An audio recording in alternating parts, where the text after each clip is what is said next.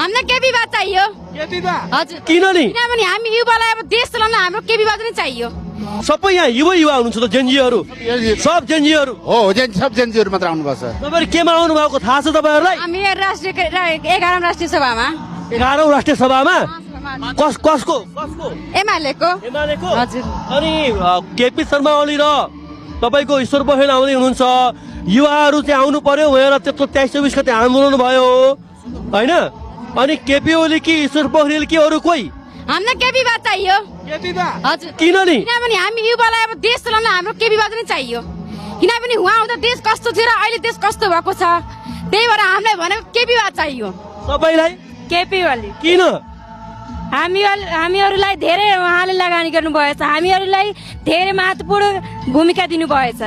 अनि युवा नै आउनुपर्छ अब त युवाहरूले देश हाँक्नुपर्छ युवाहरूले पार्टी हाँक्नुपर्छ युवाहरू हरेक ठाउँमा आउनुपर्छ भनेर आवाज उठ्दै गर्दाखेरि चाहिँ अब केपीमा नै तपाईँले छान्नुको कारण चाहिँ युवाहरू आयो भने बर्बाद हुन्छौँ किन हुन्छौँ के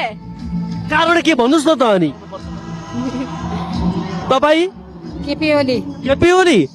किन केपी ओली केपी ओलीलाई तपाईँ केपी ओली किन कारण के एमालेको पार्टी